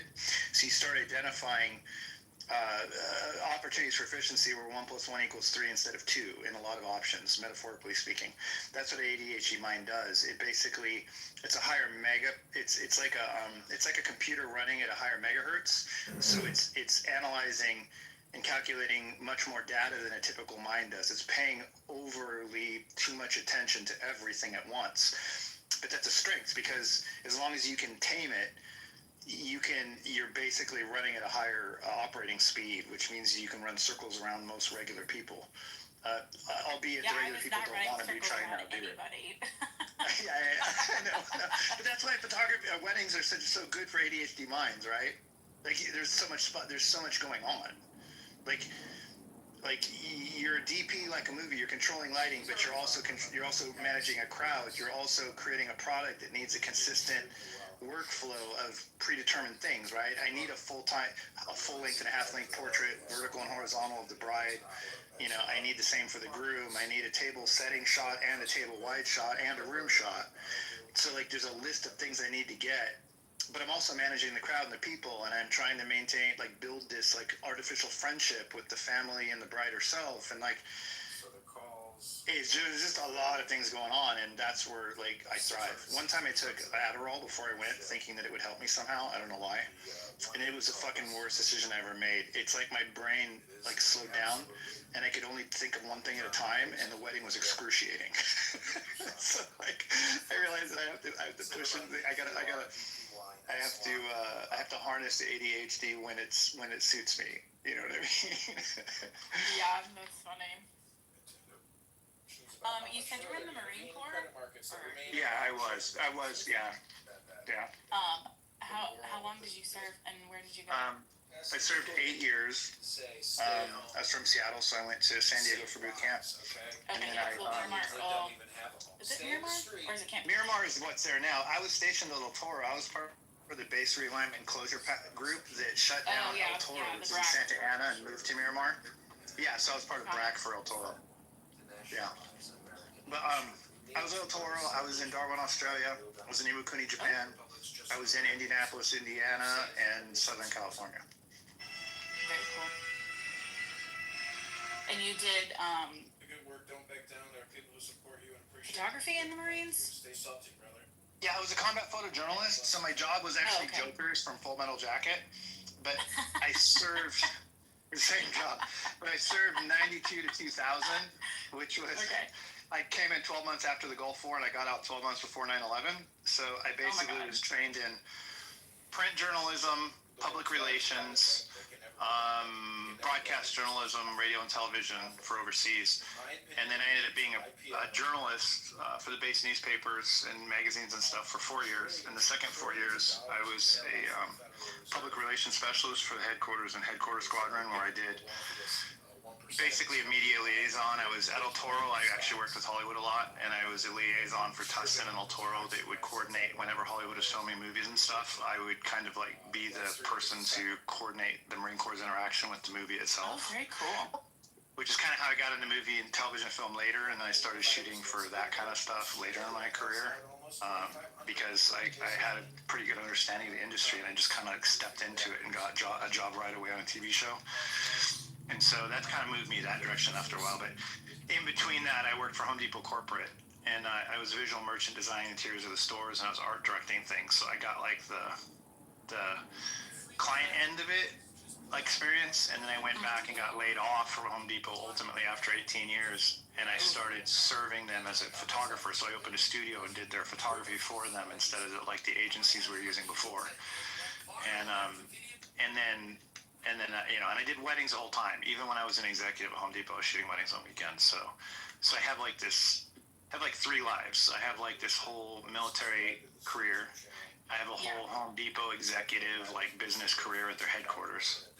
And then I have a whole photography career, and now I'm an electrician because I went to job school 2 years ago to learn how to be a low voltage electrician because I needed something Monday through Friday. So I've had like 4 careers in 50 years, basically. Cool.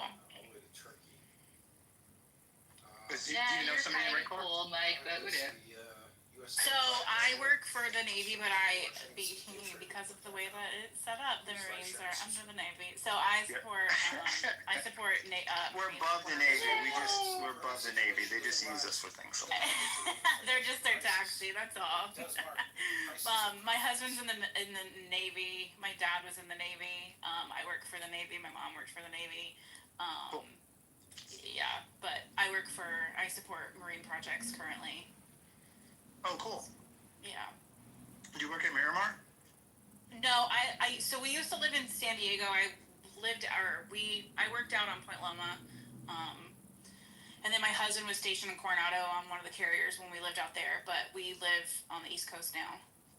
Okay. I was just talking earlier about how as a journalist at El Toro, I did a story one time on the SEAL training. Yeah, And I went down to Coronado and spent a week with them, like documenting what they were doing, and that was pretty fun. Yeah, I liked living in San Diego, like being very like fleet facing. Like where I am now, we don't have a lot of. We have like obviously like military bases here, but it's not very like fleet facing. But we are going to move to Norfolk, so we'll be getting a lot of that. San Diego is amazing, isn't it? Oh God, I miss it so much. Like so much. I was just like I know what it was. It was a damn car commercial yesterday, and they're all like on those like highways right along the beach, like. Yeah, Laguna Beach. Man, I'm just like, damn, I miss living out there. It's just, I don't know, it's just so different. It's wonderful. Did you spend any time in Orange County when you were there, or just San Diego? Did you go north? A little bit. Like Laguna Beach and Newport Beach and. Yep. Yeah, those are the places I have in my head. Yeah, like San Clemente, like all. Yeah, I really liked the beach towns and stuff. Like even like Encinitas and Carlsbad in that area was really nice. Yeah. What a time. I'm so glad that I got to live there because my dad grew up in the Hollywood area, and my grandpa is actually buried out at the I forget what the cemetery where all the stars go, whatever that was. Rosecrans Cemetery. Yeah, so my grandpa is buried out there in San Diego. So it was really cool to like go and live in Southern California because it felt like my dad just has like really deep roots in that area. So it was really, because my mom is from where we live now, so like her family has really deep roots here, and then my dad has really deep roots in Southern California. So it was really cool to go and live there for a few years. One of my vivid memories of first experience with the Navy and the Marine Corps was in boot camp. They sent me to Balboa, which is a big hospital, I think, down there in San Diego. Yeah. And for my wisdom teeth to be pulled, all 4 of them. As soon as I got to boot camp, they identified the need. And they sent me down to Balboa and had a Navy corpsman come in and do the job. And I'm so sorry for the interruption. Did you say to get your wisdom teeth taken out? Yeah, all 4 of them in boot camp. That's so super cool that they identified it. We're like, nope. That happened to my husband too. He had to get his taken out. Really? They do that. If you don't have it done when you go to boot camp and you need it, they'll do it. And because they don't want you out in the field to have obstructions and stuff. Right, because it could be a big, But when they do it, they have no fucking sympathy for you because it's a Navy guy and you're in boot camp, Marine Corps boot camp, so he thinks you're like a piece of shit kind of, well, he treats you like a piece of shit like the drill instructors do because he doesn't really, like, he just wants to make an experience for you as well. So, they did local anesthesia, but not general. And he's and I'm like bitching. I'm like, he injected my gunk or whatever. I'm like, that hurts. And he's like, suck it up, Brooke. You want to be a Marine? Suck it up, bitch. Are you serious? And like, oh yeah. And he's cracking my teeth out of my skull. Like, I remember it vividly. It was like, oh shit. Well, if it makes that feel any better, my husband went to boot camp in like 10 12 years ago, and when they were pulling his teeth, it was kind of a similar situation, and apparently one of the teeth got like hooked onto his jawbone, and they were just like going to town on it, and he like it was just like here's an 800 milligram ibuprofen, bye. Oh yeah, I got 24 hours of relief, and then it turned out that the day after I had my teeth pulled, we had combat training where we had to physically punch each other with boxing gloves and shit. No. And it was just bad timing. So I had to go. I was already still bleeding from the teeth being pulled, and next thing you know, I'm getting punched for the next. And when you do combat training in the Marine Corps, it's less. I mean, it's a little bit about hand-to-hand combat, but it's different because they're assuming that you're going to be back then. They were assuming you're going to be fighting somebody who's wearing a helmet and a flak jacket, so it's mostly focused on like attacking the face and then getting somebody on the ground so you can stomp on their face. So the one thing they do is there's a lot of people that go to boot camp, they've never been in a fight before, and they're trying to toughen you up. So they take you down to the beach, and they have holes dug in the beach that are deep enough to stand in, and the drill instructors stand around the hole on the outside, and then they stick the two of you in there with boxing gloves and like face protection, which does absolutely nothing basically. And then you're probably like a 4x4 or a 6x6, 5x5 square. And then you proceed for 30 or 60 seconds to basically punch each other in the face as hard as you can. And all you can do is block your own face. But when you're blocking your face with boxing gloves and someone's punching the boxing gloves, you're basically punching yourself in the face the whole time. Wow. So it's basically about getting your ass kicked. And they size you up by height. So they would line us up all by height. And I'm 6'3", and the guy that I always had to fight, I was the second tallest guy in the platoon. And the tallest guy was like 6'6", and he was like a quarterback in football in high school. And every time I went, they put me up against the same fucking guy, and he would kick my ass so bad that I'd come out of there and I'd be like, my entire sweatshirt was just filled with blood. My nose was bleeding. I mean, I felt like my nose was broken, but it wasn't. And I had blood coming out my nose and from my face, and my lips were all bloody. And I'd get out, and the drill instructors would just be laughing at how fucked up I was. And they had like a bucket of bleach water, and they'd be like, "Go clean your face up, Moon. You got your ass kicked, buddy." You know? I'd be like, fuck. I mean, do you agree that it made you tougher, or just more experienced in the game? Well, boot camp makes you tougher in general. It makes you kind of feel invincible. Okay. In the end, you feel kind of invincible. But yeah, it definitely toughens you up. I mean, it breaks you down, and then it builds you to zero, and then it builds you up into somebody that is confident in your ability to do kind of anything you need to do. But it also instills, like, adapting and overcoming is a big part of it. So it instills the idea that you're going to fail, but you need to keep trying over and over again as much as possible so that you can ultimately dominate, but you got to learn from your mistakes. You don't do the same thing twice. That's something that people don't know nowadays. Like, younger generation are so afraid of failure, they don't even start, you know? Oh, wow. And I feel like that's a major crutch of younger people today, is that, like, they'll watch the internet, they think that watching someone else do something shows them how to do it, but then they ultimately either are afraid to try it because they don't want to fail, or they do it and they fail the first time and then they lose faith in themselves. Even though watching something online is not the same thing as like building muscle memory to do something without thinking about it. You know, they're two totally different things. And so I feel like the internet has given people a false sense of capabilities. And so people with, out of control egos will try things and fail, and that's one outcome that's not good. And then people who don't have a lot of self-confidence won't even try because they're afraid of failing. And neither one of those things will ultimately lead to success, you know. So I think that's what the Marine Corps, the best thing it teaches. May I ask you guys a question? And I'm not looking for any particular answer, just your take. Do you know how like there's certain countries that require people to go into the military? Do you think that would benefit the states? You or Princess or whoever wants. It would benefit the United States for everybody to be required to serve the government for like a 2-year period in some capacity.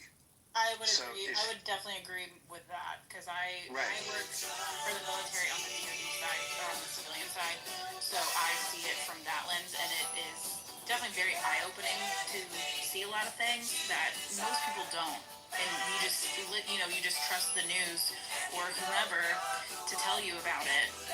I definitely think serving in some capacity would be really beneficial for a lot of people. Right, and the reason I say that is because what I believe about America is that we are ultimately going to fail because we've lost patriotism and we've lost religion. And because America is the most diverse country in the world, we don't have a culture to fall back on, a common culture to fall back on. So you go like Japan, well, they're a tribe essentially on an island. So they're always going to have one another. We don't have one another. And so what used to bind us was patriotism and our faith in our government, and also basically Christianity, ultimately, let's be honest. And with the failure of both of those and the common thread of American society, we don't have anything else to hold us together. So when you add on the influence of like greed and selfishness that's basically dominant in the culture because of one-upism as a result of social media influence, things like that, you're basically attacking the core values of what kept us united for the longest time. And I always use the Pledge of Allegiance as an example. Like, we used to have to say, "Pledge allegiance to the flag of the United States of America, to the republic which stands one nation under God." So one nation under God, indivisible. We no longer believe that we're one nation under God or indivisible. So we don't even say it. And even if you didn't believe it, you had to say it, which at least was the bare minimum amount of effort for the country to kind of build albeit maybe false sense of patriotism in some ways. But we don't do that either. So essentially, we're losing it all. We're losing everything. And if we're a nation of individuals who are divisible, we're going to fail. And so I think that forced government service for young people would not only require them to do something that requires being responsible at an early point in their life, where they'd have to show up to work on time. And when you're sick in the Marine Corps, you got to go to work. You get up, you go to work. Then they might send you home, but you don't get to fucking just call somebody and say, "I'm not coming in today." So assuming that they could get all those kind of things, I don't think they have to join the military. But I mean, I think the military should shrink instead of grow, to be honest with you, in America. But at least expenditures of it. But like I said earlier, I'm just really concerned about the decline of patriotism and core religious values. I mean, if you want to say that religious values instead of Christianity, that's fine. But if you don't believe in God, you're going to find a replacement to believe in. And right now, it appears it's money, and that's stupid because the government is taking more and more money from the middle class people of America by the minute. So if money's your God and you're having less and less opportunity to have enough of it, you're going to become disenfranchised. We're all fucked. We're failing for the reason you described, though. Like you said, pledge of allegiance, like even if you don't believe in it, just say the words. That goes back to the same thing. Like, how do you support the troops if you're just saying words? You're really not. So like the fact that they never believed in the pledge, act like they're pretending like they believed in like it was one country indivisible when it never was that. It is the problem. Like say, like when we gonna go back to patriotism and we never had that. Because I mean, this country has always had two different countries. They want to pretend as if it's one. It goes back to the make America great again. Like when was it great for everyone? Never. So like it's the same thing. That this country is full of liars, and it was built on a lie, and that's why it's gonna fail because they would never tell the truth. Well, I'm not black, but I'll say that during World War II, when the country did unite post-war for the Industrial Revolution, we were a pretty united, incredibly patriotic country in general. And if a black person wants to say that's not true because the experience is different, I'm not going to say that you're wrong. I'm not going to say that your experience is wrong. After World War II, the black soldiers was treated worse than the prisoners of war. The black soldiers came home and wasn't able to get the GI Bill like the white soldiers were. Like to say that we were united after World War II, it's crazy because them same black soldiers that fought valiantly was treated like shit when they got home. Whether or not they were treated like shit, they were proud to be Americans when they returned home as well. No, I disagree with that. I disagree. You disagree with the fact that black service members? You disagree with the fact that black service members returning from World War II weren't proud to be American based on their service? I disagree with you entirely. Do you think that patriotism for soldiers, black or white, might have shifted dramatically, Mike, after Vietnam? Do you think those soldiers came back all happy? Yeah, I think there was a shift after Vietnam, and I think that 20 years of Afghanistan didn't help either. What do you attribute the shift to with Vietnam? The threat of the draft and the people that were afraid to serve in the first place. So, or perhaps that it was also a lie. Like I'm sure you're familiar with Daniel Eisenberg and the Pentagon Papers. They didn't know it was a lie when they were protesting. They thought it was, but they didn't. No. I'm talking about soldiers coming back after they fought. After the I know. Look at it, I think, which I don't totally agree with that concept. It's kind of like saying that George W. Bush lied. What do you attribute it to then? If it's not the Pentagon I attribute Papers? Vietnam to? I attribute Vietnam. Soldiers coming back disgruntled versus World War II, where they're like, I agree. I think soldiers were far more patriotic after World War II because that was an extremely important and cause to end Hitler. But Vietnam, very, very, very different. We had no business there, right? Would you agree with that? Again, I mean, I didn't live for it. I mean, I was a baby when it was going on. But I understand. I would say we have history books, right? We do have history books, but we can't talk about the soldiers then in terms of. You were just talking about soldiers. You were just telling you guys, how patriotic black soldiers were in World War II. So, go ahead, Serendipity. This is Melissa, the other Melissa. Taylor Swift and Travis Kelce are engaged. Yay! I don't know how he's intellectually stimulating for her, but more power to him. You're saying you're a baby in Vietnam, but you were telling Hakima that black soldiers were coming back after World War II patriotic. So you know what's funny, Moose? Literally while we was talking, I'm driving for Uber. I had an older gentleman in the backseat, an older black man. I had no idea who he was. He was getting out the car. I had to listen to what I said. He said, I'm a service member. Man, he had to be like 65, 70. Of course, he won World War II, probably Vietnam. But he said, everything you said is exactly right. I wish you had time to tell these people that. He's like, I don't got time, but you stand up for what you just said, because everything you just said is 100% true. Literally, a Marine just got out of my backseat, so well, when that Marine was serving actively, when he was in the service, I guarantee that he didn't look at his fellow Marines like that. Taking action against. Well, I'm talking about underground mods. If somebody comes to, God forbid, rape your mom or something, how would you resist? In your case, would you just watch and just speak and say, don't do this, and not? Amir, you don't have to preach to the choir. I understand why all this is happening. I understand the logical and the rationale behind Hamas. That does not necessarily mean that I have to agree with any form of violence. No, I understand. Why? I didn't ask about Hamas much. And just a second, this is the question you should perhaps ask the most notable one of the most notable people of all, which is Jesus Christ. What did Jesus during the shut the fuck up, Abu?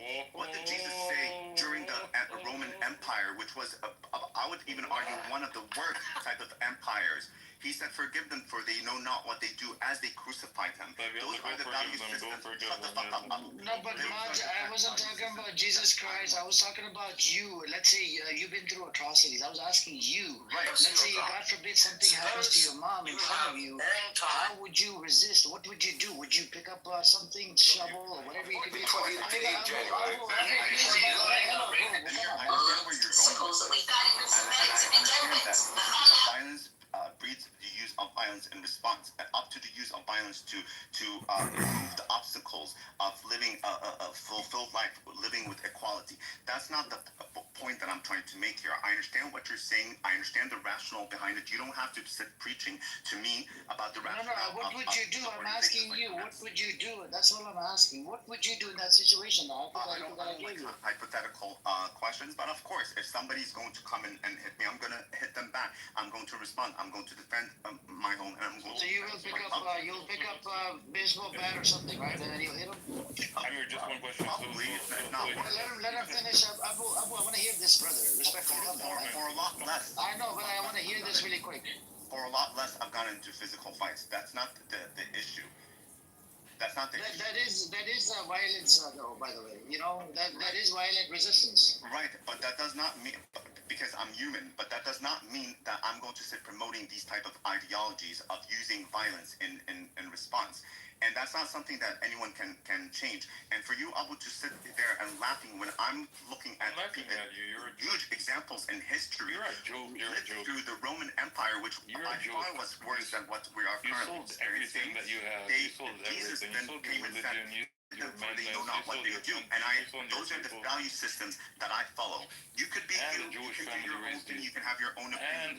But to impose that on me or to talk to me like I don't understand the rationale behind what's going on in my own homeland, you guys just sound nuts. You literally said that I'll defend by hitting back, and then you said, "Oh, Hamas." Like, what the fuck are you talking about, you piece of shit?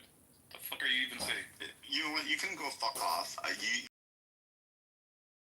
Picking out the other people on this app. No, just go and continue to be so negative, and it's just so repulsive. Keep bending over. Who are you I hanging have out? to bend over for nothing, but you don't speak for all Palestinians, and I do represent a huge segment of the Palestinians. That's all you do. So, Max, hang on, Abu, hang on. I just wanted to come say hi. I wasn't really trying to have. Yeah. Thank you for coming. No, I was just wondering. If I come later, but. Abu, you don't represent all Palestinians. You don't represent anything but yourself. No, I do. I represent a huge segment of the Palestinian society who's being silenced by people like you who use your voices in a way to intimidate and to silence other Palestinians. It doesn't matter. There is diversity within our society, and it's undermine the diversity within our society. Hang on. Wednesday has a question, please. Go I ahead. have a question. Hopefully, you had that question for dumbass Abu because I was. No, I'm asking. Continue my life here. I'm asking. Oh my God. Yeah. But Los Angeles is not that nice. It's way better than a lot of other places, Los Angeles. So anyway, guys, I just wanted to come and say hi, Amir. I would chop your head off, Abu. You wouldn't do a thing. Are you doing shit? I would. Shut the fuck up, you dumbass. So he comes in here preaching against violence. What a fucking scumbag. Preaching against violence and ends with a note, "I'll chop your head off." Fucking piss off. He's like, I'll hit them back. He's clearly on his monthly. Yeah. Salam alaikum. Yes, walaikum salam. Walaikum salam. I wanted to ask a question. What, there are a lot of people say, oh, what is it? Violence begets violence and stuff like that. But I get that. But at some point, when you have did everything that you could do, sometimes to resist, just the way a lot of oppressed people have resisted, it's the last straw. It's the last straw. When you have done everything else possible, and your day-to-day life is still misery, you're still oppressed, you're still being killed. This is the last straw.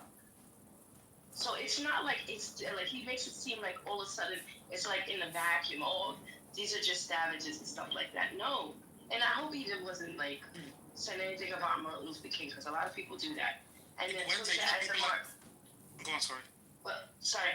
Towards the end, when Martin Luther King, and you guys can Google this, he even said, "I feared that I brought my people into a burning house." After he did, his people were given civil rights. So. Yeah, but with regards to what you're saying, these kinds of people want to give up everything, want to give up their weapons. Essentially, what the PA has become. They've given up all their weapons and now they're sitting on their laurels. Bro, he gave up his they ass, can't bro. defend. He gave up his ass. Not only we know he gave up everything. He gave the inside of his ass as well. But that's another story. Oh, yeah. With regards to, but these people, essentially, I do not understand where one side is armed to the teeth and they're expecting the people that are being oppressed to give up the weapons. AK came to the mic with all that pompousness just to go, I'll rest my case.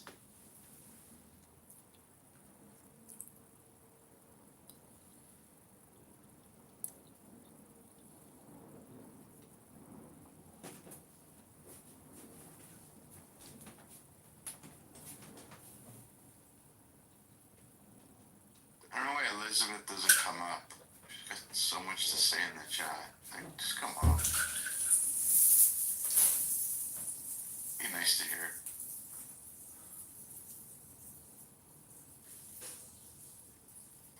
Jacob's gonna donate money. He's gonna donate a couple bucks to cover the income. Oh man. He's like, but why is the icon a male?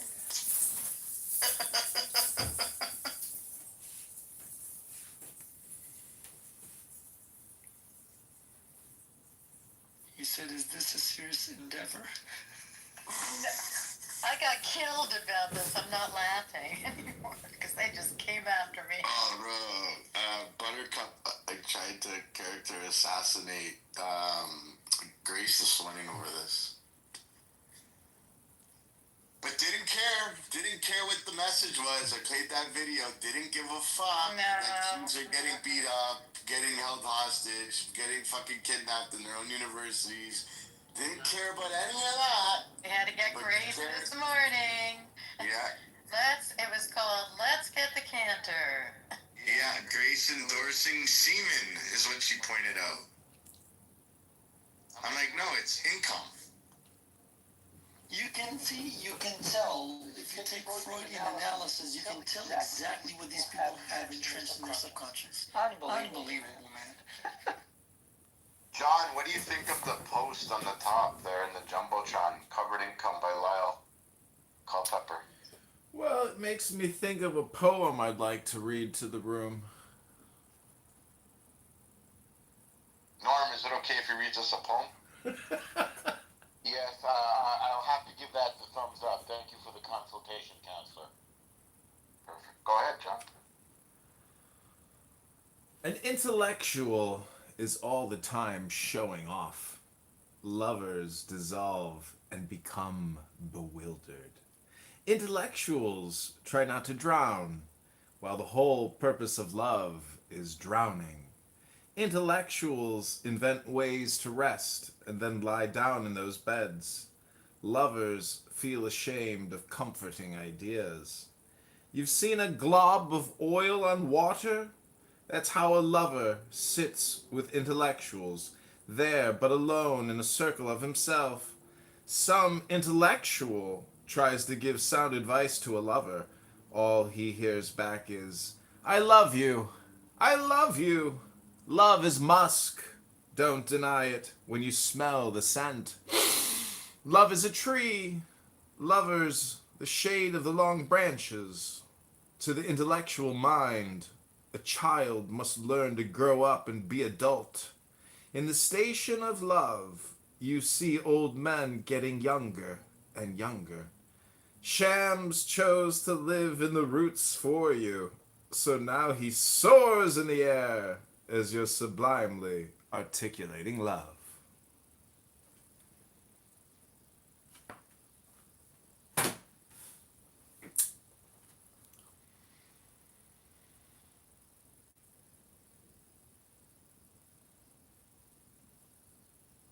Looks like Bibi missed the best parts.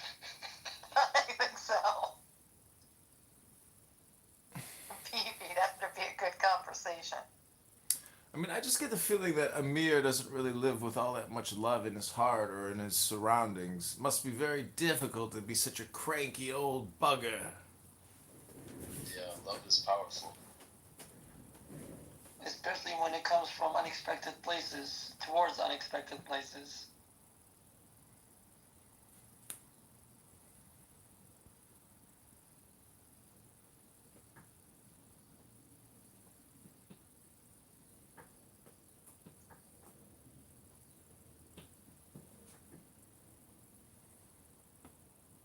Does he encourage his worshippers to come here at all? I'm not on, today's the longest day I've been on.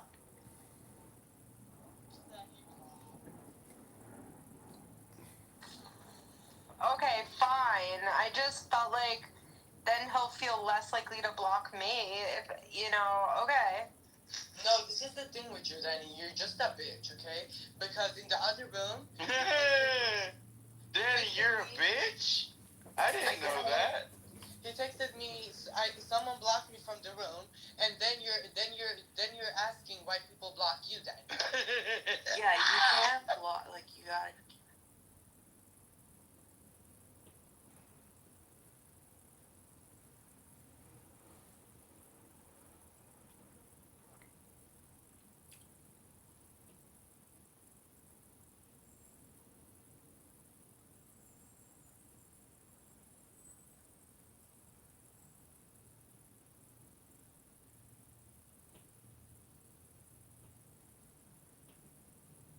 banks, and it's like, okay, that system does for a while.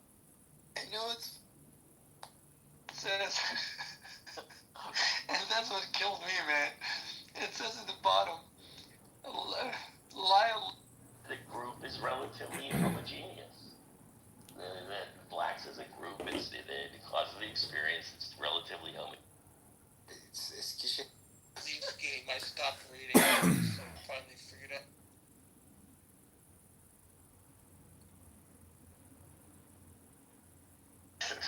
Because the more we're exposed to one another, the more we see the humanity in one another, and the more we accept each other as people who are like ourselves, but get in a situation 4% one population and 96% the other population, yeah, it's fucking fraught with all kinds of racism and bullshit. Except of the old years, there was a lot of black people, but there was still more white people then. So racism is a lack of exposure. And on Clubhouse, you get people from, I mean, who the fuck knows these people are sitting when they're talking, man? A lot of them probably live in neighborhoods where there is no black people in high school or whatever. And then they're in here talking about racist issues, and frankly, they are not experts because they have no experience with it at all. And by the way, for me to be a white guy in Atlanta and have no opinion on black people because I'm not black is bullshit. I know more about black people than most white people do. I mean, as a wedding photographer, I've shot 1,000 weddings. 200 of those at least have been black families. I was the only white guy among hundreds of black people for 10 hours in a whole fucking day, seeing their most like intimate moments. Like, yeah, I have some experience. What do you mean by having an opinion on black people, Mike? Oh, a lot of black people will tell you that white people don't have an opinion about their issues at all because we're not black. And that's bullshit. I live in Atlanta. We're an interracial city. That's what I mean. Can you give me an example of one of those set opinions? Well, I don't. Okay. So, as someone who shot weddings with black families, I noticed that black people are almost always late compared to white people. Okay? That's my experience with weddings. I've also noticed that black people at the receptions have way more fun and are way... Yeah, that too. Well, that's real. So I realize that stereotype's real, okay? But I've also realized that white people suck at having fun, and black people are way better at having fun. So culturally, they are more, they're tighter knit amongst one another. White people are more selfish between one another. I've noticed that difference. Like these things, when I talk about them, for someone to say, oh, you're white, so your opinion doesn't matter, or it's not right, or you shouldn't even be saying this because you're white, wouldn't make any fucking sense because I have eyeballs. I'm smart enough to see trends, and I've noticed that these things are fucking true. Now, if I hadn't been around these situations at all in my life, like when I was 18 years old, I grew up in Issaquah, Washington. There was one black person and 2,500 people in my high school. So no, I didn't know this stuff then. But I do now, and I have a right to say it because I know more than other white people who grew up in a place with no experience. So I don't know, I think the people that have experience and personal testimony of their realities have a right to be part of a conversation about black and white issues, back and forth. But if you don't have that experience, and you aren't smart enough to know anything but what you're told, then maybe your opinion isn't as valid in the conversation, and you should step out for your own fucking reasons, not because someone tells you to. Like, not every opinion is fucking equal. Not every opinion matters. Like, we've completely lost the ability to respect somebody with a fucking PhD in a subject that put 12 years of study into something that we found on the internet on our own. We've lost the ability to represent their opinion as more important than our own. That's just fucking retarded. We're all getting dumber because we're doing this to each other. It's stupid.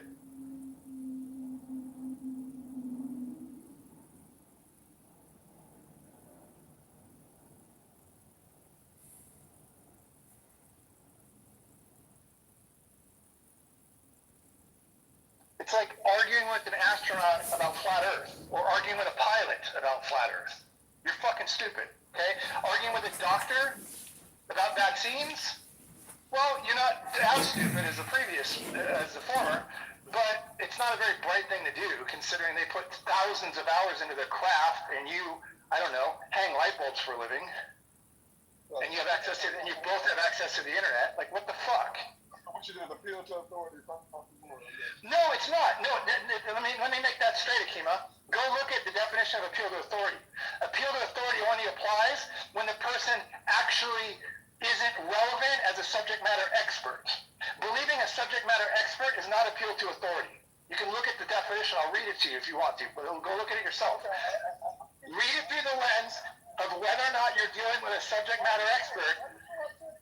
I'm not upset. I'm walking around. No, I'm not. You can gaslight the room that I'm upset, but I'm not. Passion is not anger at all.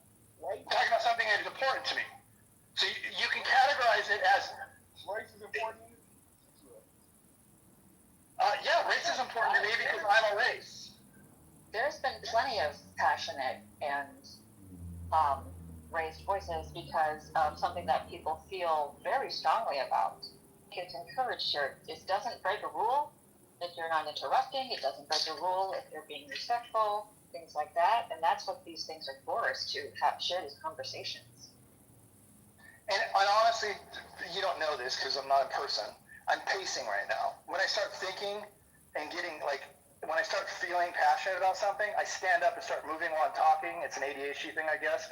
And as I walk, my energy increases and my heart rate raises and then my voice gets louder. It's not anger. Not for me. So there might be other people that are hot when they're like this, but that's not me. It's just me. I'm in the groove. I'm feeling heard. I'm talking about things that mean something to me. Like when that happens, my voice raises, it speeds up, and I end up pacing. It's not anger. If I was anger, I'd be like punching a wall and leaving the freaking room or something. Political spectrum in the United States, which is what we're talking about. Thank you. The vast majority of Jews are liberal, and they make up the Democratic Party. If you look at the leadership in Congress and in state legislatures, 90 to 95% of the Jewish representatives are Democrats, and 90 to 95% of the blacks are Democrats. Not just politically. I think what he's saying is like lifestyle, culturally. Like, how's their family structure? Would you say it's more liberal? No, it's exactly. Look, see, what I'm saying is that you preach liberalism to everyone else, right? What percentage of Jews? You know what? Practice conservative values in your own personal life, and that's what percentage of Jews? There are 7 million Jews in the United States. Those values, and that's why you guys are so powerful. Even though this is what you don't seem to understand. This is what you don't understand. There are 7 million Jews in the United States right now. Okay, most of them live in the New York City area. Out of those 7 million Jews, only 10% are Orthodox. Only 10%. Now, those 10% of the Orthodox are very religious, are very conservative, tend to vote Republican, do support Trump. That's absolutely true. 10%. 10%. Only 50% of Jews actually belong to a synagogue. Okay? And only like 30% ever go to a synagogue in the first place. So no, you don't seem to understand what you think Jewish is a religion. No, it's not. It's an it's a different ball of wax. Are we a race? No, we're multiracial, but we are a specific ethnic group and nationality. We're not just religion. I'm an atheist Jew who doesn't belong to a temple, but who does go to temple periodically and celebrates the holidays. So where do you get that? We're our own animal. It's you can't compare it. And to say that there's conservative, no, the conservative Jewish lifestyle, particularly in the United States, 10% are Orthodox. Even in Israel, you would think that there would be more Orthodox in Israel. No, there's maybe 10 to 12% of Israelis are Orthodox. That's it. That's it. So this idea is bullshit. The majority of Jews in the United States are progressive. They are moderate to left, progressive. Almost all are Democrats. And again, it tracks very similar to the Black American population as well. It's the same thing. Track very similarly to the Black American population. It's family structure. I don't know why you like have a big deal about that. That's not relevant to the conversation of politics. Hey, that's much more. What? No, it's not. What? I Yeah, don't think it's relevant to the conversation. It's a side. Yeah, there's a difference between political conservatism and social conservatism, right? What you practice, what you, how attached you are to your religious doctrine, how attached you are to living within those, within those parameters. Right. I would say, again, there's two different spectrums of conservatism as it relates to Jewish people. There's the Zionist conservatism, which is different. I got a large family. So apparently Ace is returning today. Four grandparents came from Eastern Europe in the late 1800s, okay? And I have a branch of the family that's been living in Israel since 1900.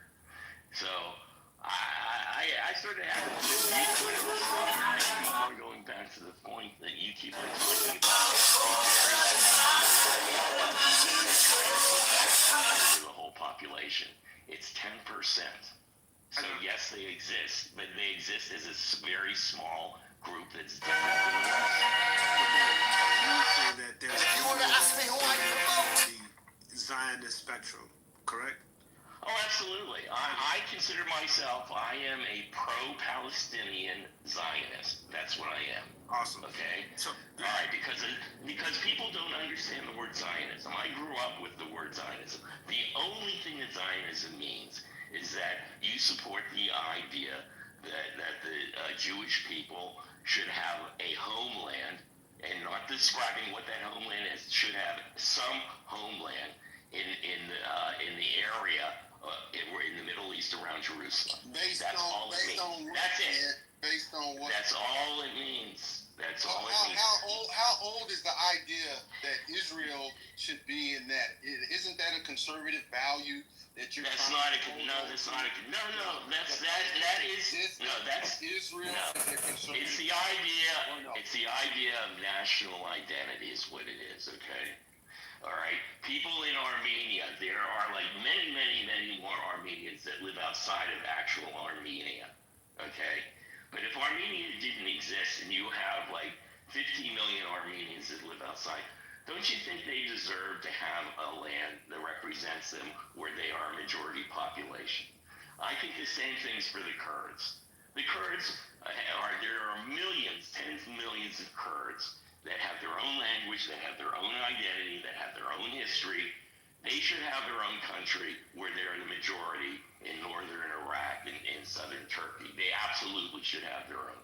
And the Palestinians, no matter what their history is, no matter, you can argue about it, they are a specific identity that have an attachment to the land where they are a majority. They are a majority in Gaza, in the West Bank. They should be given the right, just like the Jews were given the right to the Israeli borders within the 1967 borders. The Palestinians, who've always lived there, should have their own land, and that's their land that they run themselves. Period. End of story. What about Black Americans, Ben? Do you think that Black Americans should have their own nation state as well? Well, first of all, technically, that's what Liberia was about. Liberia was about Black Americans going back and starting their own state. So technically, You have that, but as a Black American, do you identify with that? First of all, I think the Black, it's too large a group. It's not like it's attached to a land.